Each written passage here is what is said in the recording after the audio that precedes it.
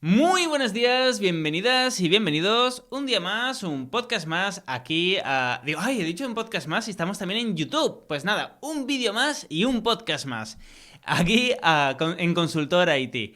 Bueno, en esta ocasión os traigo un tema que creo que puede ser muy interesante y como ya sabéis, siempre intento que aprendamos algo, pero que a la vez también haya un poco un debate. No me matéis mucho porque yo sé que en informática somos muy radicales muchas veces y es en plan, por Dios, defiendes PHP, te tengo que matar. Entonces, intentemos que sea un debate lo más sano posible. Pero bueno, el debate que traigo es sobre el código legado, ¿vale? Y ahora entraré en cuestión.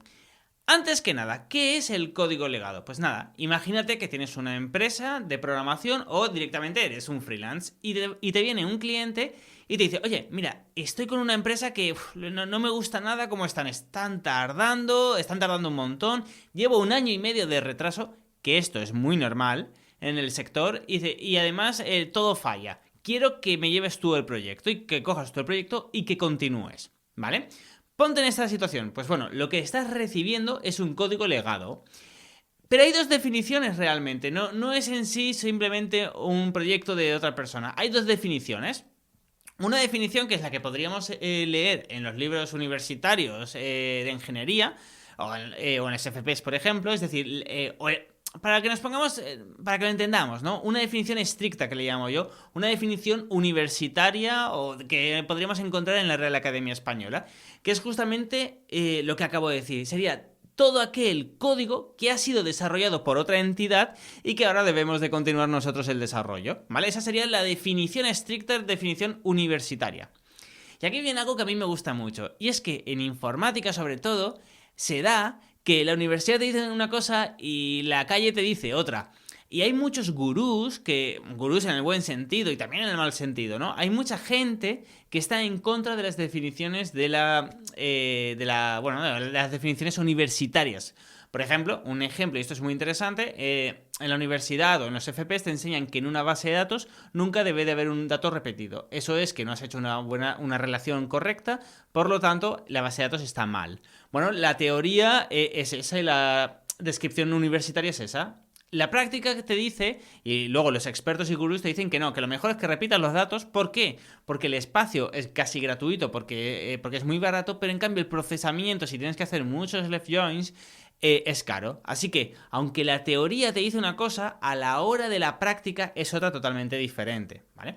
Pues bueno, aquí ya hemos visto que la definición universitaria, la repito, es que el código legado es todo aquel código que ha creado una entidad diferente, una tercera entidad, y que ahora debemos continuar nosotros el desarrollo, nosotros como freelance o nosotros como empresa. Perfecto, pero ¿qué dice la comunidad underground, la comunidad de programadores, ¿no? Incluso los gurús, algunos gurús, no todos, hay otros que están en contra de esta definición. Pues bueno, simplemente le dan un toque más peyorativo. Ahora me explico. La definición, primero digo la definición y ahora me explicaré. La definición sería que el código legado es todo aquel código recibido, mal programado, sin documentación y o sin pruebas unitarias. ¿Vale? De hecho, muchas veces hacen referencia a las pruebas unitarias y no tanto a la documentación en algunos libros de algunos gurús. Pero bueno, simplemente es como un código que no lo quieres tocar, vamos, ni aunque te paguen 1 millón de euros, ¿vale? Horrible, o sea, mal programado, sin documentación, sin pruebas unitarias. Entonces, esto tiene sentido también porque siempre que hablamos de código legado es de una forma muy peyorativa. Es en plan, de hecho, en la empresa aquí lo decimos, es en plan, por Dios, ¿quién ha programado esta mierda? Porque es así, es decir, o llamas a alguien y dices, tal, sí, bueno, pues tengo un código legado que es horrible, es que no sé cómo han podido hacerlo. Por ejemplo, literalmente me pasó en un proyecto, utilizan funciones para conectarse a MySQL. Ya no es en PHP, ya no es que lo hayan hecho sin framework, sino que además lo han hecho sin objetos, de una programación de hace 20 años, ¿no? Pues entonces siempre acaba siendo peyorativo. El resumen es este, ¿no? Pero quitando todo esto, ya sabemos que el código legado, por decirlo de alguna forma, es un código de que había otra empresa y que acaba en nuestras manos. Pero es muy importante que entendamos el por qué sucede esto. Es decir, ¿Por qué una empresa, por ejemplo, Mercadona, quita el contrato a una empresa, por ejemplo, Desarrollos SL, y te la pasa a ti, o a la empresa en la que estés trabajando? Olvídate de Mercadona o piensa en una empresa, no hace falta que sea tan grande. Pero bueno, lo importante es esto. ¿Por qué? Si el presupuesto es acorde, si los tiempos son acordes, porque, claro, el tema del presupuesto es muy importante, porque, claro, dice, si ya ha aceptado el presupuesto y ya están haciendo el desarrollo, tema de dinero no es. Entonces, ¿qué nos podemos encontrar? Bueno, pues que no están cumpliendo en algo. No están cumpliendo en la calidad, por ejemplo, en los tiempos, que es muy normal en el sector, de año y medio de retraso, eso es muy normal, en que falla todo, en que no hay documentación. Pueden fallar tantas cosas que al final el cliente está descontento con la empresa. Entonces, ¿qué hace? Buscar otras empresas. Y por eso, y esto es muy importante, por eso, por ejemplo, en mi consultora, el 50% de los clientes, o más del 50%, es de código legado. Pero el 0% vienen con el proyecto documentado, ¿vale? No hay documentación. O sea, nadie. O sea, y es obvio, porque si la empresa de la que salen hiciera un buen trabajo, no tendría sentido que me buscaran a mí o que buscaran mi empresa. Seguirían con la empresa porque estarían contentos, ¿no? Esto hace sentido. Entonces, siempre que hay un código legado es porque la otra empresa ha hecho un desastre. Por eso, la definición peyorativa de la comunidad, ¿vale? Porque siempre que sea un código legado es porque, quitando algunas excepciones por muerte, que de hecho me ha tocado, por desgracia, un proyecto que era por fallecimiento de un socio, no mío, sino de otra empresa y tuvieron que cerrar la empresa. Pero quitando estos casos extremos, siempre que haya un código legado, o casi siempre que haya un código legado, es un código absolutamente nefasto. Y hecho sin criterios, sin framework, sin documentación, sin comentarios, lo peor que nos podemos encontrar. Y esto pasa muchísimo, pero muchísimo. Y ahora hablaremos también de cómo podemos coger un código legado, ¿no? Cómo, si nos viene un código legado, ¿lo cogemos? ¿No lo cogemos? ¿Perdemos dinero? ¿O le damos una solución al cliente? Pero bueno, simplemente quería remarcar que por eso la comunidad ya directamente elimina la definición de que un código legado es un código que una tercera entidad ha desarrollado y que ahora lo tenemos nosotros. Porque no es ese, o sea, la gracia del código legado, cuando siempre se habla de código legado, es en plan, tengo un código legado que es horrible, vamos, es horrible, ¿no? Siempre es de una forma peyorativa. Por eso la definición en libros, ¿vale? Literalmente en libros de gurús, código legado, aunque no tenga nada que ver con lo que diría la RAE o la universidad, suele ser peyorativo. Dicho esto, claro, entonces estamos hablando de un código malo, ¿no? Es decir, de un proyecto que está a lo mejor hecho sin framework, está hecho con tecnologías, aunque esté hecho el año pasado, a lo mejor ha utilizado funciones en PHP, cuando ya hace más de 10 años que PHP tiene objetos, que está mal programado, que es todo inseguro, que digamos que los ataques XSS están en cada página, que el SQL injection, vamos, le puedes insertar SQL y puedes robar la base de datos sin ningún problema. Claro, cuando te viene un cliente así, ¿qué le dices? Con un proyecto así, ¿qué le dices? Bueno, yo os voy a decir lo que en mi empresa hacemos. Vosotros podéis hacer, obviamente, lo que queráis, ¿no? Y esto es muy interesante. Hay muchísimos freelance y muchísimas empresas que dicen que no cogen código legado o no cogen documentación. Y eso es un problema. Es un problema para el cliente, no para vosotros. No lo cogéis y os quitáis el problema de encima, ¿no? Pero para el cliente es un problema porque no sabe, no hay nadie que le dé solución.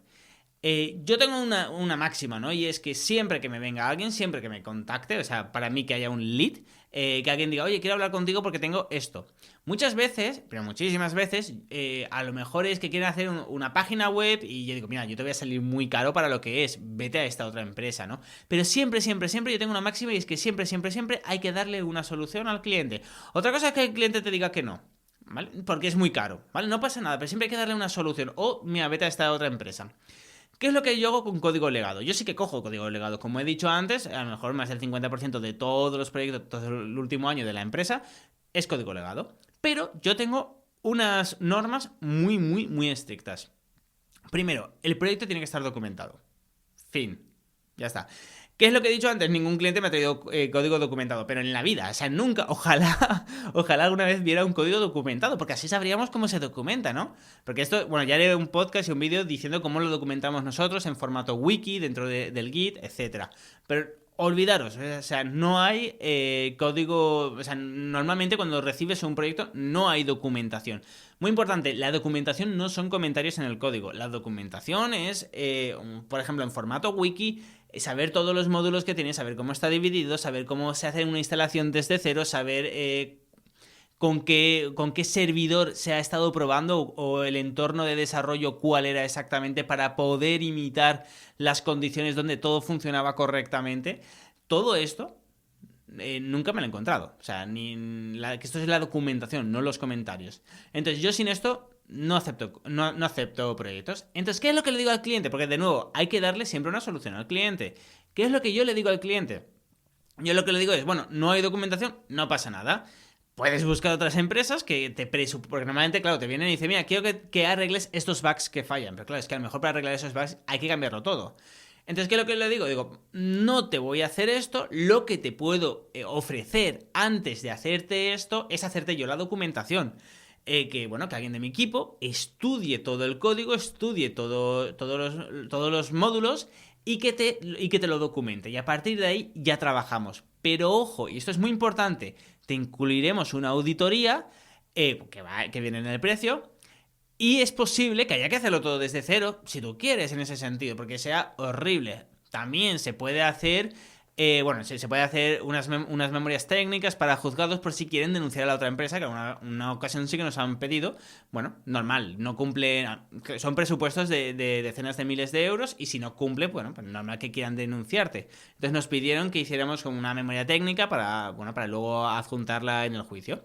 Pero bueno, el resumen, si no tiene documentación, lo primero que le vendo es la documentación y no pasa nada. Oye, si no lo quieres, vete a la competencia, no hay ningún problema, pero yo voy a trabajar bien o no voy a trabajar con este cliente. Entonces, consejos si os pasa a vosotros. Primero, si veis, si queréis coger el cliente, pues lo podéis coger, ¿no? Pero si no, decirle, no, sin documentación, te cobro la documentación y me estudio el código. Fin, ya está, no pasa nada. ¿Qué pasa si viene con documentación? De nuevo, nunca me ha pasado, así que tampoco me he preocupado. Si viniera con documentación, le cobraría igualmente por estudiarme el código. Le cobraría, eso sí, 10 veces menos. Hablamos de muy poco dinero, porque a lo mejor son 2-3 horas, simplemente hablo de un proyecto pequeño. 2-3 horas simplemente viendo que realmente la documentación, simplemente es para repasar por encima la documentación, ver que está bien desarrollada y que me sirve, ver luego el código y ver que, si han usado, por ejemplo, Laravel o CodeIgniter o React.js, simplemente ver que lo han implementado bien, no que lo han instalado y luego han hecho una guarrada.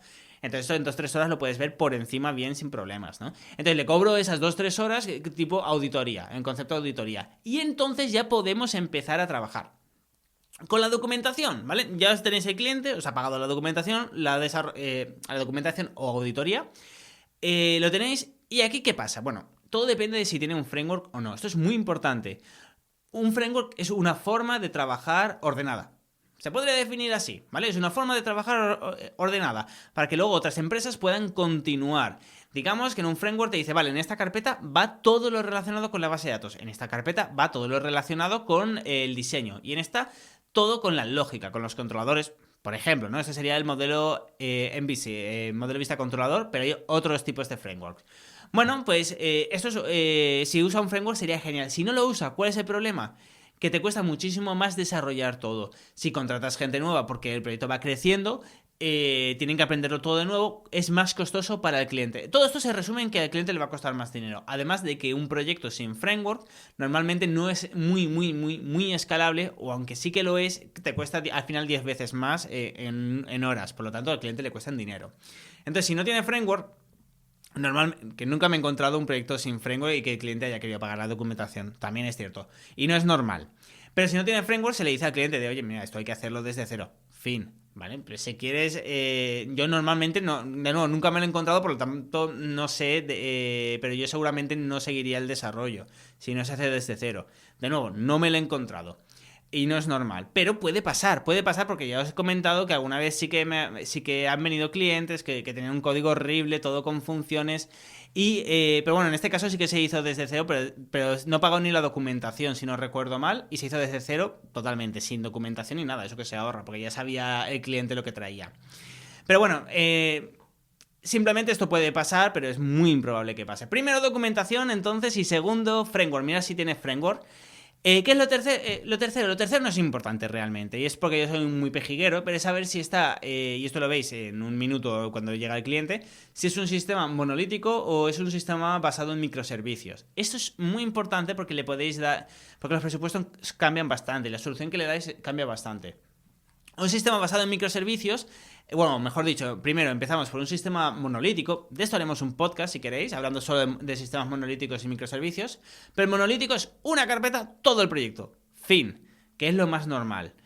¿Qué es lo que pasa? Como ya hemos visto en podcasts y en vídeos anteriores, esto está desapareciendo a favor de los microservicios, ¿no? Por ejemplo, en Front React, Vue o Angular, por ejemplo.